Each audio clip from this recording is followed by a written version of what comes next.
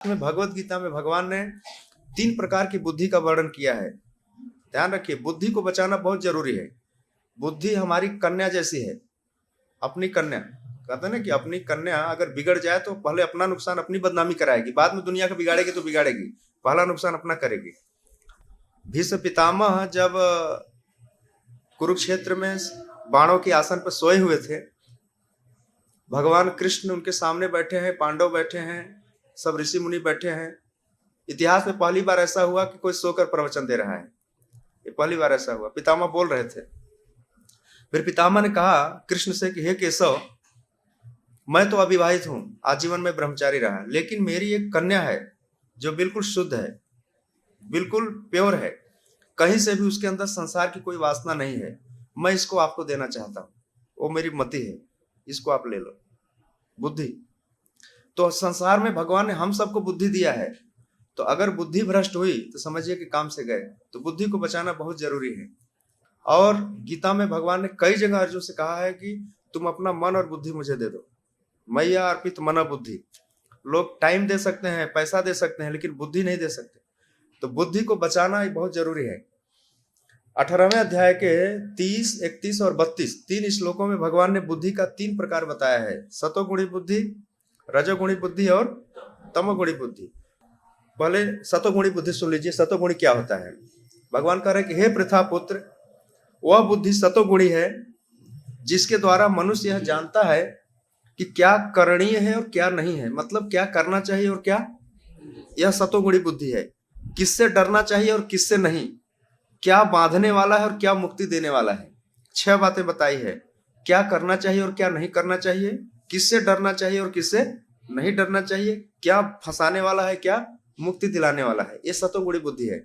ऐसे कितने लोग मिलते हैं आपको दिन में? कोई मिलता है कहीं पे?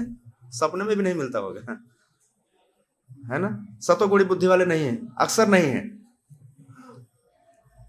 रजोगुणी बुद्धि सुन लीजिए 31वें श्लोक में। हे पृथा पुत्र, जो बुद्धि धर्म तथा अधर्म, करणीय तथा अकरणीय कर्म में भेद नहीं कर पाती, वह राजसी है। मतलब उसको धर्म अधर्म में कुछ पता ही नहीं चलता, करने योग्य क्या है नहीं करने योग्य क्या है उसमें डिफरेंस ही नहीं कर पाता, यह रजोगुणी बुद्धि है। ऐसे बहुत लोग मिल जाएंगे, 50%। फिर तमोगुणी बुद्धि क्या है?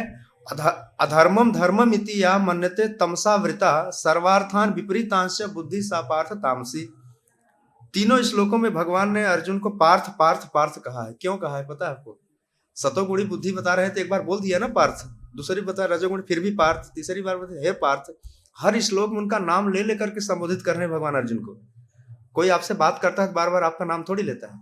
एक बार परिचय हो गया तो बात चालू हो गई, लेकिन कोई जब इंपॉर्टेंट बात बतानी होती है तो बार बार नाम लेकर समझाया जाता है ना? लोग अपने बेटे को बोलते हैं ना, सुन जयेश, ऐसा है ऐसा है, तो बार बार जब नाम लेकर के समझाया जाता है, इसका मतलब एक बड़ी गंभीर मामला है। इसलिए भगवान हर तीनों श्लोक में अर्जुन को पार्थ पार्थ पार्थ कह के बता रहे हैं, जबकि अर्जुन से बात चल रही है शुरू से। पार्थ कहने का अर्थ है पृथा पुत्र, और पृथा जो है कुंती महारानी के संबंध में आया है। जिस तरह से कुंती महारानी ने अपने जीवन में बुद्धि का प्रयोग किया है, उसी तरह से भगवान अर्जुन से कह रहे हैं तुम भी अपने बुद्धि का प्रयोग करो ठीक से। तमोगुणी लोग क्या करते हैं? जो बुद्धि मोह तथा अंधकार के वशीभूत होकर अधर्म को धर्म और धर्म को अधर्म मानती है और सदैव विपरीत दिशा में प्रयत्न करती है, हे पार्थ वह तामसी है। ऐसे लोग बहुत लोग मिल जाएंगे। हमेशा उल्टी दिशा में काम करना, जैसे लेट सोना और लेट उठना, यह तमोगुणियों का पहला लक्षण है। किसी व्यक्ति को पता करना है तमोगुणी है कि नहीं है, तो उसका पहला लक्षण यही है कि वो रात देर तक जागता रहता है, सुबह देर तक सोता रहता है। और ऐसे बहुत लोग मिल जाएंगे। कुछ हरे कृष्ण वाले जल्दी उठ जाते हैं, थोड़ा पागल टाइप के हम, लेकिन बाकी तो सब ऐसे ही हैं, तमोगुणी बुद्धि वाले हैं।